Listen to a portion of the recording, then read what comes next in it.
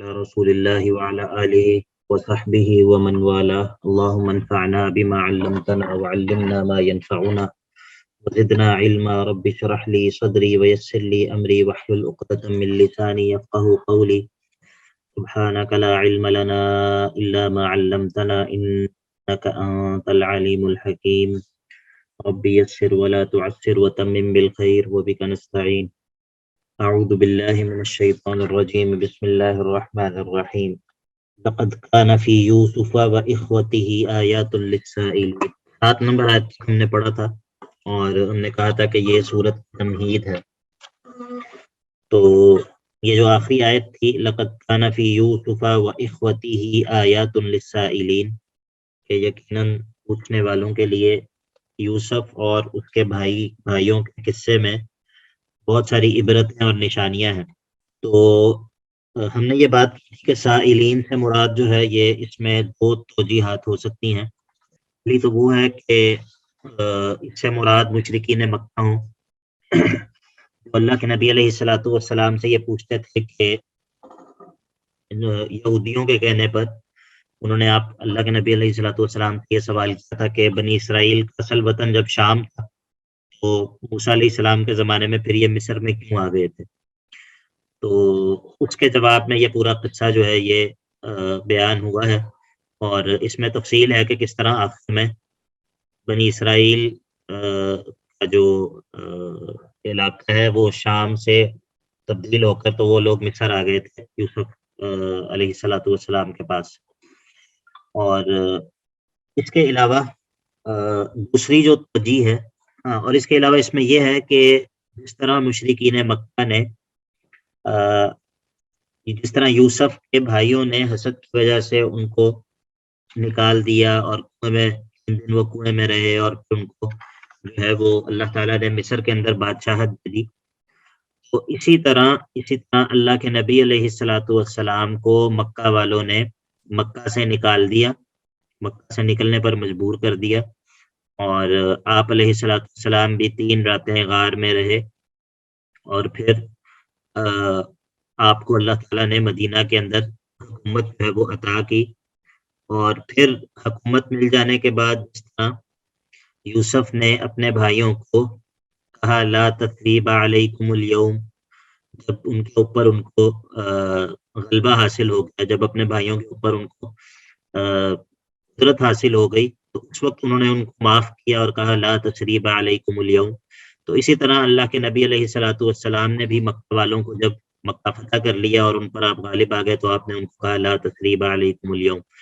یہ اس میں بہت ساری عبرتیں بھی ہیں اور اللہ کے نبی علیہ الصلوۃ والسلام کی زندگی کے ساتھ بہت ساری مناسبتیں بھی ہیں جیسا کہ فتح مکہ کے موقع پر ہوا.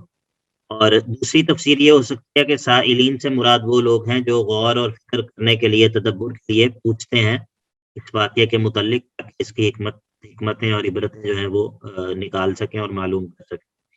بہرحال یہاں پر آیت نمبر 1 سے لے کر آیت نمبر 7 تک سورت کی تمہید تھی. اس کے متعلق بات ہے تو پوچھ لیں، نہیں تو ہم سورت کا پہلا مقام شروع کرتے ہیں. تو سورت کا جو پہلا مقام ہے وہ آیت نمبر 8 سے لے کر آیت نمبر 18 تک ہے اور یہ جو قصہ ہے یہ 12 مقامات مبنی ہے، یعنی کہ 12 حصوں پر مبنی ہے. جو پورا قصہ ہے یہ 12 حصوں میں تقسیم ہے یا 12 مقامات میں تقسیم ہے. پہلا مقام 8 نمبر آیت سے لے کر 18 نمبر آیت تک ہے اور اس کے اندر یوسف علیہ الصلوۃ والسلام بھائیوں کے مختلف طرح کے مکر و فریب کا بیان ہے، طرح کہ ان کا آپس میں مشورہ کرنا اور پھر والد صاحب کے سامنے ان کے سامنے مکر و فریب کی باتیں کرنا اور پھر یوسف کو کنویں میں پھینکنا اور پھر جھوٹا موٹا رونا دھونا کرنا اور پھر اسی طرح قمیض کے اوپر خون لگا کر آنا. یہ ان سارے معاملات کے اندر یوسف کا بھی اور یعقوب دونوں کا امتحان ہے، ان کے لیے آزمائش ہے. تو اللہ تعالیٰ فرماتے ہیں اذ قالوا لیوسف واخوہ احب الی ابینا منا ونحن عصبہ. تو اس آیت کے اندر 2 چیزیں ہیں، ایک ان کا اپنے باپ پر الزام ہے اور دوسرا اپنے باپ کی طرف خطا کی غلطی کی نسبت کرنا ہے اور دونوں کام جو ہیں وہ جرم ہے. تو اذ قالوا، جب انہوں نے یہ کہا کہ لیوسف و اخوہ، کہ ضرور یوسف اور اس کا بھائی، احب الی ابینا، زیادہ محبوب ہے ہمارے باپ کو ہم سے، منا ہم سے، یعنی کہ ہماری نسبت یوسف اس کا بھائی زیادہ محبوب ہے، وَنَحْنُ عُصْبَةٌ، حالانکہ ہم ایک جماعت ہیں، ہم ایک مضبوط گروہ ہیں، ان ابانا لفی ضلال مبین، بے شک ہمارا باپ لفی ضلال مبین، واضح سادگی میں، واضح غلطی میں مبتلا ہے۔ یہاں پر ضلال سے مراد گمراہی نہیں ہے، یہاں پر ضلال سے مراد گمراہی نہیں ہے، بلکہ سادگی مراد ہے یا غلطی مراد ہے۔ یہ سادگی کے معنی میں بھی آتا ہے اور غلطی کے معنی میں بھی آتا ہے، گمراہی کے معنی میں بھی آتا ہے، اور اس کے اور معنی بھی ہیں، اور معنی بھی ہیں، لیکن یہاں پر گمراہی کا معنی نہیں ہو سکتا، شرعی گمراہی کا معنی نہیں ہو سکتا۔ کوئی بتا سکتا ہے کہ یہاں پر شرعی گمراہی کا معنی کیوں نہیں ہو سکتا؟ جی بتائیے۔ سر کیونکہ وہ حضرت جو نبی ہیں وہ گمراہی پر نہیں ہوتے۔ ٹھیک ہے، لیکن وہ جو لوگ یوسف کو کنویں میں پھینک سکتے ہیں، وہ یہ بھی تو کہہ سکتے ہیں نا کہ مطلب وہ تو کہہ ہی سکتے ہیں، مطلب آپ میرا سوال سمجھیں کہ یہاں پر تو یوسف کے بھائی کہہ رہے ہیں نا، جی تو ان سے کیا بعید ہے وہ کہہ دیں کہ یہ شرعی گمراہی ہے؟ جی نور ہیرا آپ بتائیں۔ سر کیونکہ وہ اپنے ان کے بھائی یہ کہتے ہیں کہ وہ حضرت یوسف کے بارے میں جو ہے زیادہ ان سے پیار کرتے ہیں، تو ان سے ریلیٹ کریں نا اس بات کو، اس لیے ہے کہ وہ زیادہ۔ اچھا، اس کا اصل جواب یہ ہے کہ یہ جو یوسف کے بھائی ہیں، یہ ان کے بارے میں اللہ تعالیٰ نے ہمیں یہ خبر نہیں دی کہ یہ کافر، ٹھیک ہے، بلکہ یہ مسلمان ہی تھے، مومن ہی تھے، اسی لیے آخر میں، سورت کے آخر میں آپ دیکھیں گے جہاں پر وہ اللہ تعالیٰ سے استغفار بھی کریں گے اور اپنی حرکت کے اوپر جو ہے وہ پشیمان بھی ہوں گے۔ اگر کوئی شخص کسی نبی کو یہ کہے کہ یہ گمراہ ہے، شرعی گمراہی مراد ہو، تو وہ تو کافر ہو جائے گا، وہ تو کافر ہو جائے گا، وہ مسلمان ہی باقی نہیں رہے گا۔ تو اسی لیے یہاں پر معنی جو ہے وہ شرعی گمراہی کا معنی یہاں پر نہیں کیا جا سکتا، یہاں پر شرعی گمراہی کا معنی اسی لیے نہیں کیا جا سکتا کیونکہ یوسف کے بھائیوں کا مومن ہونا، مسلمان ہونا ہمیں معلوم ہے، اور جو کسی نبی کے بارے میں یہ کہے کہ یہ شرعی گمراہی میں مبتلا ہے، تو وہ تو کافر ہو جائے گا، وہ تو ایمان والا باقی ہی نہیں رہے گا، ٹھیک ہے۔ اسی لیے یہاں پر ضلال کا معنی شرعی گمراہی نہیں کیا جا سکتا۔ کس کس کو سمجھ نہیں آئی؟ جی، اور کس کس کو سمجھ آ گئی؟ سر آ گئی ہے سمجھ۔ ٹھیک ہے، بارک اللہ فیکم۔ اس سے آپ یہ اندازہ لگائیں کہ کس طرح کانٹیکسٹ تبدیل ہونے سے ایک ہی لفظ جو ہے وہ اس کا معنی تبدیل ہو جاتا ہے۔ قرآن پاک کے اندر ایک ہی لفظ جو ہے وہ کئی معنی میں استعمال ہوا ہے، لیکن ہر جگہ پر اس کا معنی مختلف ہوتا ہے۔ تو اور یہ بات ہے وہ کیسے معلوم ہوگی؟ ظاہر ہے یہ اہل علم سے معلوم ہوگی، اور مطلب یہ جو لوگ یہ سمجھتے ہیں کہ ہمارے لیے ترجمے کافی ہیں یا ہمارے لیے کتابیں کافی ہیں، تو پھر وہ یعنی کہ پھر وہ بڑی خطرناک قسم کی غلطیوں میں مبتلا ہو جاتے ہیں۔ جی عرفان بھائی پوچھیے۔ السلام علیکم شیخ صاحب۔ وعلیکم السلام ورحمۃ۔ شیخ صاحب یعنی کہ آپ نے کہا کہ یہ اس کا گمراہی نہیں ہے کیونکہ سورت کے لاسٹ میں ہم یہ پڑھیں گے کہ وہ انہوں نے استغفار کیا اور وہ پشیمان ہوئے۔ استغفار کی بنیاد پر یعنی کہ ہم اس کو جج کر رہے ہیں کہ وہ مسلمان تھے، ٹھیک ہے، نان مسلم نہیں تھے۔ ہاں یہ بات تو معلوم ہے، صرف استغفار کی وجہ سے نہیں، بلکہ ویسے یہ بات معلوم ہے کہ وہ یوسف بھائی جو ہیں وہ کفار نہیں تھے۔ یعقوب علیہ السلام کے جو بیٹے تھے، ظاہر ہے ان کے دادا بھی نبی ہیں، باپ بھی نبی ہے، اور وہ ایک نبی کی اولاد ہیں، تو وہ ایمان والے ہی تھے، لیکن ان سے یہ جو کام ہوا یہ حسد کی وجہ سے ہوا، ایمان والے ہونے کے باوجود حسد کی وجہ سے یہ کام ہوا، ٹھیک ہے۔ یہ اس کے اوپر کوئی دلیل نہیں ہے کہ یہ لوگ کافر تھے، بلکہ یہ لوگ ایمان والے ہی تھے، ٹھیک ہے۔ یعنی کہ احادیث وغیرہ میں بھی ان کے والے سے کوئی ہے کہ یہ مسلمان ہی تھے؟ ہاں یہ مطلب ظاہر ہے یہ ان کے کافر ہونے کی کوئی دلیل نہیں ہے، اور اصل بات تو یہی ہے کہ ایمان والے ہی تھے، ٹھیک ہے، یعنی کہ ایک نبی کی اولاد ہیں، ان کے بارے میں مطلب متبادر الذہن چیز یہی ہے کہ وہ مومن ہی تھے، ٹھیک ہے۔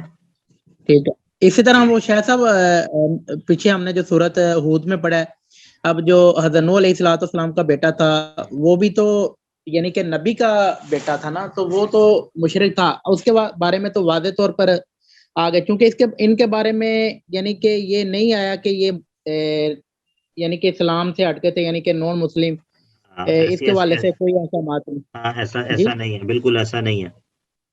ٹھیک ہے، جزاک اللہ. بارک اللہ فیکم. یہ آگے نا انشاءاللہ جب ہم آگے پڑھیں گے نا، پھر آگے کچھ باتیں آئیں گی، وہاں پر میں آپ کو انشاءاللہ بتاؤں گا. ٹھیک ہے، کہ جہاں پر اسی قصے کے اندر آخر میں جا کے تو ان ابانا لفی ضلال مبین. اب اگلی آیت کے اندر کیا ہے، ان کا آپس میں باہمی مشورہ کرنا ہے. اقتلوا یوسف او اطرحوه ارضا یخل لکم وجہ ابیکم وتکونوا من بعدہ قوما صالحین. ان کا باہمی مشورہ ہے. باہمی مشورہ کیا ہے؟ اقتلوا یوسف، یوسف کو قتل کر دو، یوسف کو تو مار ہی ڈالو. او اطرحوه، یا پھر اس کو پھینک دو، ارضا، کسی دور کی زمین میں، یخل لکم، تو خالی ہو جائے گی تمہارے لیے، وجہ ابیکم، تمہارے باپ کی توجہ، تمہارے باپ کی توجہ تمہارے لیے فارغ ہو جائے گی. یعنی کہ جب یوسف باقی نہیں رہے گا تو تمہارے باپ کی توجہ ساری کی ساری تمہاری طرف ہو جائے گی. وَتَكُونُوا مِن بَعْدِهِ، وَتَكُونُوا مِن بَعْدِهِ، اور تم اس کام کو کرنے کے بعد، یعنی کہ قتل کرنے کے بعد یا اس کو کہیں دور پھینکنے کے بعد، قومًا صالحین، تم نیک لوگ بن جانا. یعنی کہ تم پھر بعد میں توبہ کر لینا اور توبہ کر کے تم جو ہے وہ صالح بن جانا. تو یہ ان کا باہم مشورہ تھا کہ حل اس کا یہ ہے کہ ہم یوسف کو یا تو قتل کر دیتے ہیں یا پھر اس کو کسی دور کی زمین میں پھینک دیتے ہیں. اس آیت سے ہمیں یہ بات معلوم ہوئی کہ کسی جائز چیز کو بھی باطل طریقے سے حاصل کرنا درست نہیں ہے. جائز چیز کو بھی باطل طریقے سے، ناجائز اور حرام طریقے سے حاصل کرنا درست نہیں ہے. اس طرح انہوں نے کہا کہ ہم جو ہے وہ ایک ناجائز کام کر کے باپ کی محبت اور باپ کی توجہ جو ہے وہ حاصل کر لیں گے، یہ چیز جو ہے وہ درست نہیں ہے. دوسری بات ہمیں اس سے یہ معلوم ہوئی کہ یہ سوچ کر گناہ کرنا کے بعد میں توبہ کر لیں گے اور بعد میں جو ہے وہ ہم نیک ہو جائیں گے، انتہائی غلط اور ناجائز بات ہے.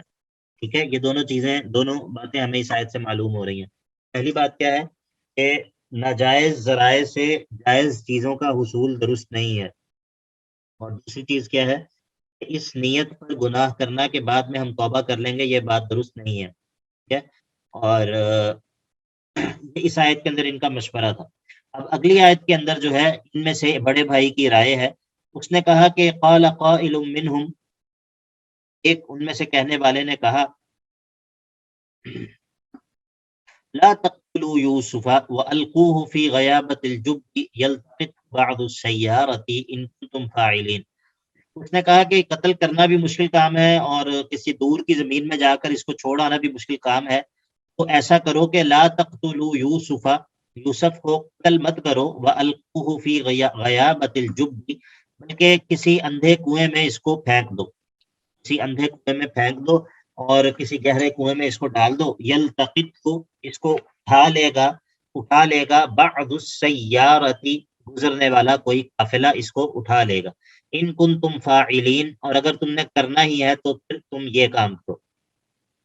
یعنی کہ اس نے کہا کہ تم قتل بھی مت کرو اور کسی دور جگہ میں چھوڑنے بھی مت جاؤ، بلکہ اس کو کسی کنویں میں ڈال دیتے ہیں کہ وہاں سے نکل بھی نہ سکے اور مرے بھی نہ، اور کوئی گزرنے والا قافلہ جو ہے وہ اس کنویں میں سے پانی نکالے تو وہ اس کو پکڑ لیں اور اس کو اپنے ساتھ لے جائیں.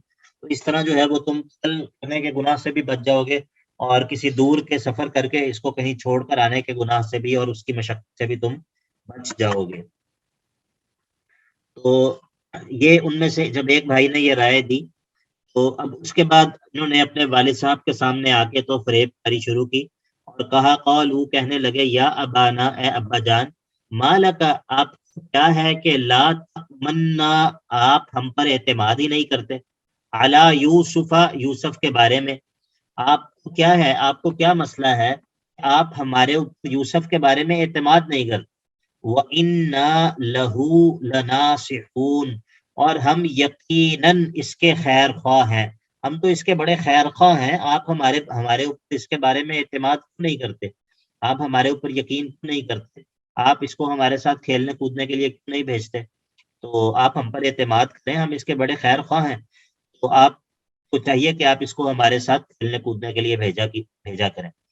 تو ارسلہ معنا، اب انہوں نے یہ کہہ کے کہ وَإِنَّا لَهُ لَنَاصِحُونَ، یہ کہہ کے تو اب انہوں نے یوسف کو طلب کیا، تو ارسلہ معنا، آپ بھیجیے اس کو، یعنی کہ یوسف کو، معنا ہمارے ساتھ، غدن کل، آپ کل یوسف کو ضرور ہمارے ساتھ بھیجیے، یرتع و یلعب، یہ کچھ کھائے پیے بھی ابھی اور کھیلے کودے گا بھی۔ یرتع کا معنی ہے کہ جو مطلب کسی علاقے کے اندر جا کر ادھر کا پھل وغیرہ کھانا، اور یلعب کا معنی ہے کھیلنا کودنا۔ وَإِنَّا لَهُ لَحَافِظُونَ، اور بے شک ہم اس کی حفاظت کریں گے، ہم تو اس کی حفاظت کرنے والے ہوں گے۔ تو انہوں نے یہاں پر بہانے سے جو ہے وہ یوسف کو ان کے والد صاحب سے طلب کیا، اور اس کے جواب میں یعقوب نے اپنے خدشے کا اظہار کرتے ہوئے کہا، قال، یعقوب نے کہا کہ انی لیحزننی، مجھے ڈر ہے، مجھے صدمہ ہے یا مجھے خوف ہے کہ ان تذهبوا به، کہ تم اس کو لے جاؤ گے، واخاف ان یاکلہ الذئب، اور مجھے ڈر ہے، میں ڈرتا ہوں کہ اس کو کوئی بھیڑیا کھا لے، وانتم عنہ غافلون، اور تم لوگ اس سے غافل ہو، مجھے یہ ڈر لگتا ہے کہ اس کو کوئی بھیڑیا نہ کھا لے، اور تم اس حال میں کہ تم اس سے غافل ہو اور اس کو کوئی نقصان پہنچ جائے۔ تو جب یعقوب نے اپنے اس خدشے کا اظہار کیا تو اس کے جواب میں انہوں نے کہا، قالوا، انہوں نے کہا، لئن اکلہ الذئب، اگر اس کو بھیڑیا کھا لے، ونحن عصبۃ، اس حال میں کہ ہم ایک پوری جماعت ہیں، انا اذا لخاسرون، پھر تو ہم بڑے ہی خسارہ پانے والے ہوں گے۔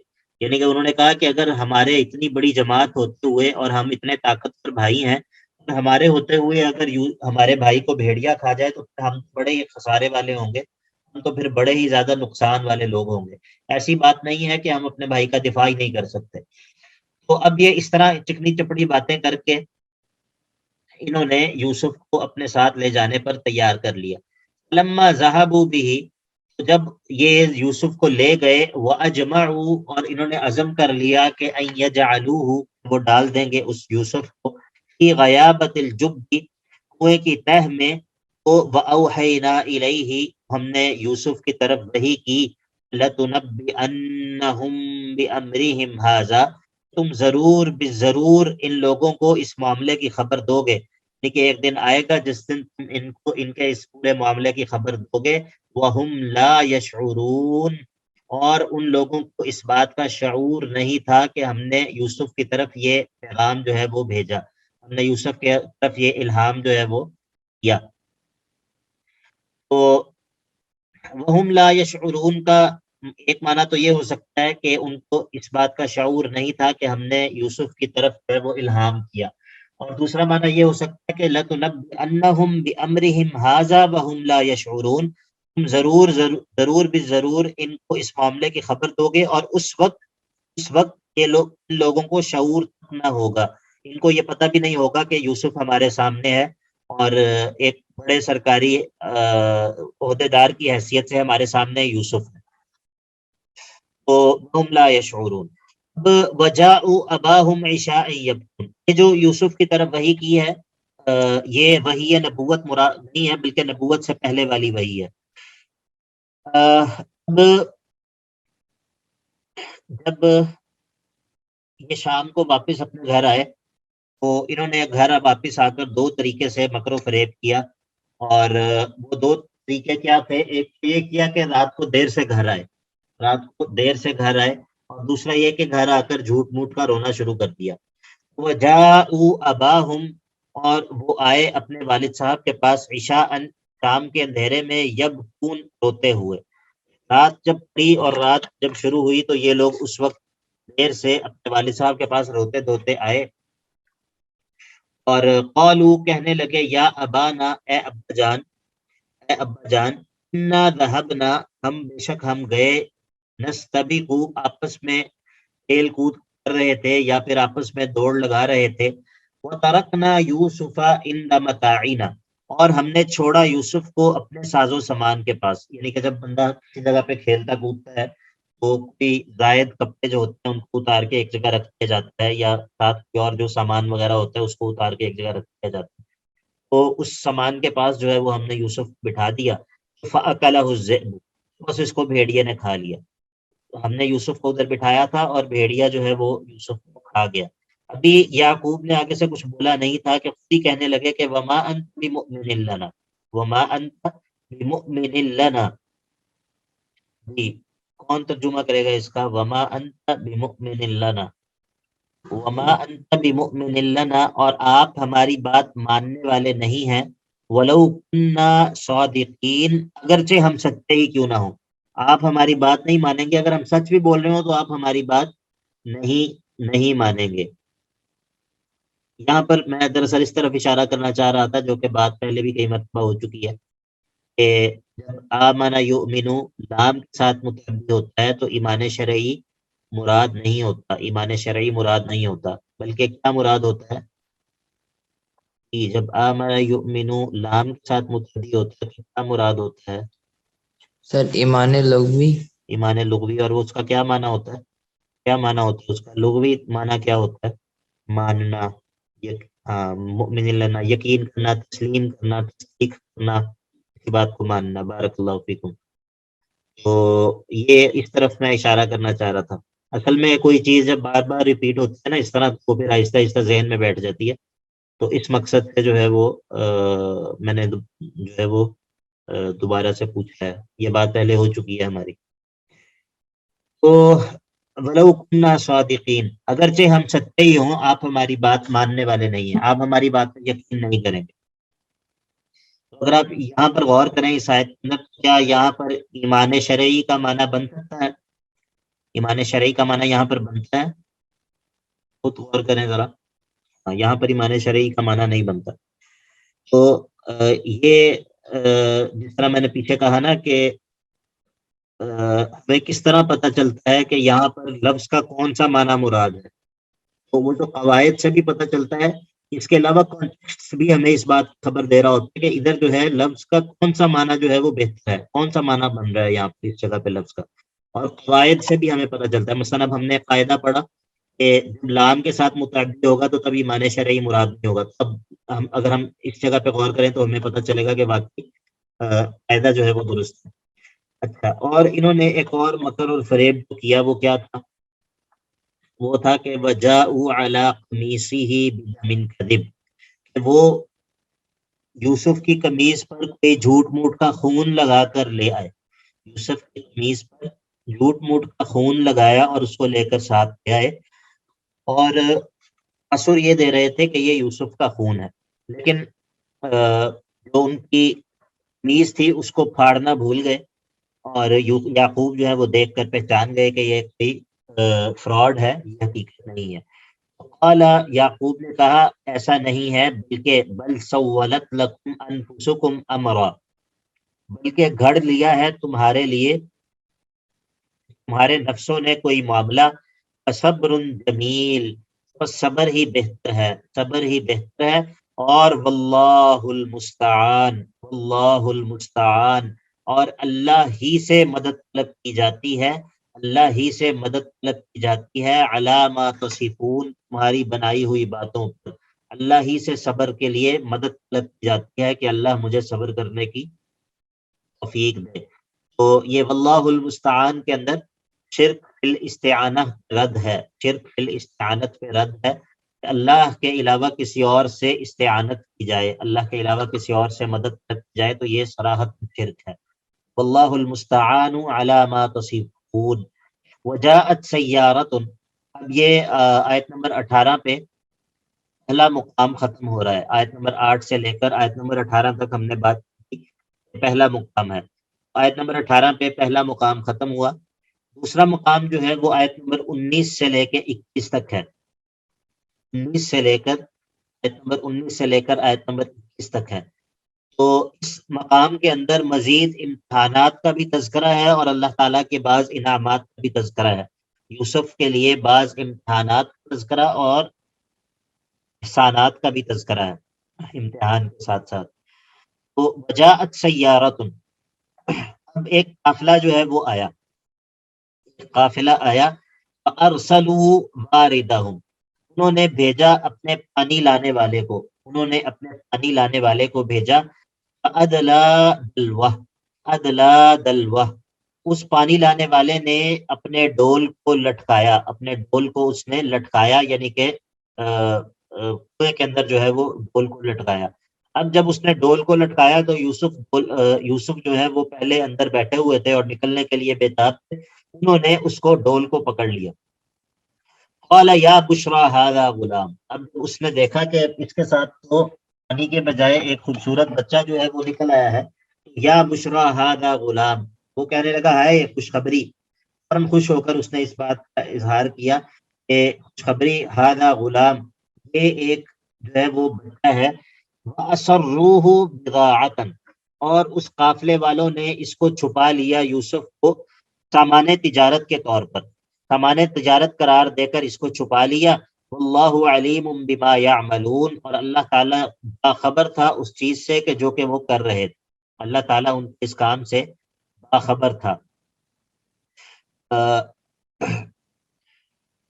اس آیت میں جو ہے وہ یوسف علیہ السلام کا کنویں سے نکلنے کا جو سبب ذکر ہوا ہے، اور اس طرح ان کی غلامی کی ابتدا ہوئی، اس طرح ان کی غلامی کی ابتدا ہوئی. یہ جو قافلہ مدین سے مصر کی طرف جا رہا تھا، اس قافلے والوں نے جب اس کنویں کے اندر جو ہے وہ پانی لانے کے لیے ایک بندے کو بھیجا، تو یہ وارد کہتے ہیں اس شخص کو جو کہ قافلے کے پانی وغیرہ کا انتظام کرتا ہے.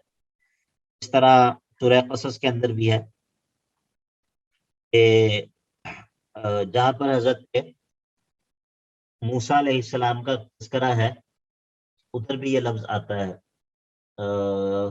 کس طرح ہے،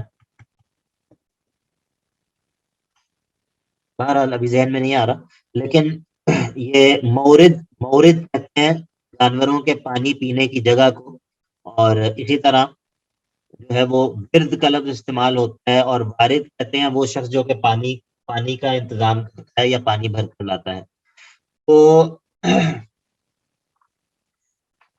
یہ ان لوگوں نے جو ہے وہ بہرحال یوسف کو چھپا لیا کہ چونکہ یہ تاجر تھے تو انہوں نے اسی تجارتی نقطہ نظر سے ہی سوچا کہ اس کو ہم بیچیں گے تو بیچ کر ہم اس کو کچھ پیسے جو ہے وہ ہمیں حاصل ہو جائیں گے. وَشَرَوْهُ بِثَمَنٍ بَخْسٍ دَرَاهِمَ مَعْدُودَةٍ وَكَانُوا فِيهِ مِنَ الزَّاهِدِينَ. وَشَرَوْهُ بِثَمَنٍ، اور انہوں نے بیچ دیا قافلے والوں نے یوسف کو بِثَمَنٍ بَخْسٍ، ناقص قیمت کے بدلے، ناقص قیمت کے بدلے، ناقص قیمت کے بدلے یعنی کہ حرام قیمت کے بدلے. بخس جو ہے وہ ویسے تو ناقص کے معنی میں ہوتا ہے، لیکن یہاں پر حرام کے معنی میں ہے. اور حرام اسی لیے کہ آزاد شخص کو بیچنا جو ہے وہ ویسے ہی جائز نہیں ہے، آزاد شخص کی خرید و فروخت ویسے ہی جائز نہیں ہے. تو یوسف چونکہ اصل میں غلام تھے ہی نہیں، وہ تو آزاد تھے، تو ان کو بیچنا ان کے لیے جائز ہی نہیں تھا. دراہم معدودۃ، اور یہ جو انہوں نے بیچا یہ بھی چند گنے چنے دراہم کے بدلے جو ہے وہ انہوں نے بیچ دیا.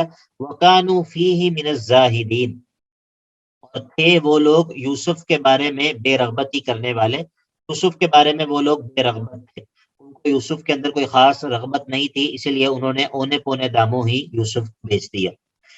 یہ وَكَانُوا فِيهِ مِنَ الزَّاهِدِينَ جو ہے اس کے اندر اور بھی توجیحات ہیں، لیکن آسان توجیح یہی ہے کہ یہ لوگ جنہوں نے یوسف کو بیچ دیا وہ یوسف کے بارے میں بے رغبت تھے، ان کو اس کے اندر کوئی رغبت نہیں تھی، بلکہ انہوں نے اونے پونے داموں جو ہے وہ چند دراہم کے بدلے یوسف کو جو ہے وہ بیچ ڈالا. اب جہاں پر انہوں نے اس کو بیچا تو وقال الذي اشتراه من مصر لامراته اکرمی مثواه. اب یہاں پر اس آیت کے اندر اللہ تعالیٰ کے احسان کا تذکرہ ہے، اللہ تعالیٰ کے احسان کا تذکرہ ہے، یعنی کہ پہلے ایک احسان کا تذکرہ گزرا ہے. وہ کون سا احسان ہے جس کا تذکرہ پہلے گزرا ہے، کوئی بتائے گا؟ السلام علیکم شیخ کنویں سے باہر نکلوایا اللہ پاک نے کنویں سے باہر نکلا، بارک اللہ فیکم. پہلے یہ احسان کا تذکرہ تھا، اب یہ ہے کہ اب اللہ تعالیٰ جو ہے وہ ان کے لیے باعزت رہائش کا بندوبست کر دیں گے. باعزت رہائش کا مصر کے اندر بندوبست ہو جانا، یہ بھی اللہ تعالیٰ کا احسان ہے۔ وقال الذی اشتراہ من مصر، تو کہا اس شخص نے جو جس نے خریدا ان کو من مصر، مصر میں، لامرأتہ، اپنی بیوی سے اس نے کہا، اکرمی مثواہ، اکرمی مثواہ یعنی کہ اکرمی مثواہ، مثوا تو کہتے ہیں رہنے کی جگہ کو، مثوا کہتے ہیں رہنے کی جگہ کو، اور اکرمی کا معنی ہے کہ اکرام کرو، عزت اور احترام کرو، یعنی کہ اگر ہم اس کا لغوی معنی کریں تو لغوی معنی اس کا بنتا ہے کہ اس کے رہنے کی جگہ کا اکرام کرو، اس کے رہنے کی جگہ کا اکرام کرو۔ لیکن معنی کیا ہے؟ معنی یہ ہے کہ اس کو عزت اور احترام کے ساتھ بساؤ، عزت اور احترام کے ساتھ اس کا جو ہے وہ رہنے کا بندوبست کرو، ٹھیک ہے۔ تو عسیٰ ان ینفعنا، امید ہے شاید کہ یہ ہمیں کوئی نفع دے، شاید کہ یہ بچہ ہمارے لیے نفع مند ثابت ہو سکے، او نتخذہ ولدا، یا یہ بھی ہو سکتا ہے کہ ہم اس کو بیٹا بنا لیں، یہ بھی ہو سکتا ہے کہ یہ ہمیں کوئی فائدہ پہنچائے، یا یہ بھی ہو سکتا ہے کہ ہم اسے بیٹا ہی بنا لیں۔ تو یہ اللہ تعالیٰ نے، یہ جو خریدنے والا تھا عزیز مصر کے دل کے اندر اللہ تعالیٰ نے یوسف کی محبت ڈال دی، اور انہوں نے ان کے اندر جو ہے وہ خوبیاں اس نے بھانپ لی، اپنی بیوی سے کہا کہ اس کا اکرام کرو، اس کو باعزت اور معزز طریقے سے رکھو، شاید کہ یہ بچہ کل کو ہمارے لیے کسی فائدے کا باعث بن جائے، یا پھر ہم اس کو اپنی اولاد ہی بنا لیں۔ تو وَكَذَلِكَ مَكَّنَّا لِيُوسُفَ فِي الْأَرْضِ، وَكَذَلِكَ مَكَّنَّا لِيُوسُفَ فِي الْأَرْضِ، اور اسی طرح ہم نے یوسف کو زمین مصر میں بسایا، یعنی کہ مصر کے اندر ہم نے ان کے رہنے کا بندوبست کیا، وَلِنُعَلِّمَهُ مِن تَأْوِيلِ الْأَحَادِيثِ، تاکہ ہم اس کو خوابوں کی تعبیر کا علم جو ہے وہ سکھا دیں، وَاللَّهُ غَالِبٌ عَلَى أَمْرِهِ، وَاللَّهُ غَالِبٌ عَلَى أَمْرِهِ، اور اللہ اپنے ارادے پر غالب ہے، اللہ اپنے ارادے پر پوری طرح جو ہے وہ قادر ہے، وَلَكِنَّ أَكْثَرَ النَّاسِ لَا يَعْلَمُونَ، لیکن لوگوں کی اکثریت جو ہے وہ علم نہیں رکھتی، لوگوں کی اکثریت اس بات کو جانتی نہیں ہے، بے علم ہوتی ہے۔ تو واللہ غالب علی امرہ جو ہے، اس کے اندر شرک تصرف کا رد ہے، شرک تصرف کا رد ہے، اور ولکن اکثر الناس لا یعلمون، اس کے اندر شرک فی العلم کا رد ہے، اور اللہ تعالیٰ کے لیے علم کا جو ہے وہ اس بات ہے۔ تو یہ یوسف کے لیے مصر کے اندر رہائش کا بندوبست کرنا، اور اسی طرح عزیز مصر کے دل کے اندر ان کی عزت اور احترام اور محبت ڈال دینا، اسی طرح اللہ تعالیٰ کا یہ کہنا کہ وَلِنُعَلِّمَهُ مِن تَأْوِيلِ الْأَحَادِيثِ، یہ تأویل الاحادیث کے بارے میں جو توجیحات ہیں ان کا ذکر ہوا تھا پچھلی کلاس میں۔ تو یہ ساری چیزیں جو ہیں یہ اللہ تعالیٰ کے احسانات میں ہیں، اور یہ جو دوسرا حصہ ہے، یہ میں نے آپ کو بتایا ہے کہ دوسرا مقام کہاں سے لے کے کہاں تک کہاں سے شروع ہو کے کہاں پر ختم ہو رہا ہے، ذکر ہوا یہ؟ جی جی شیخ، آیت سر نمبر 19 سے 21 تک، 19 سے لے کے 21 تک جو ہے یہ دوسرا مقام ہے، دوسرا مقام ہے۔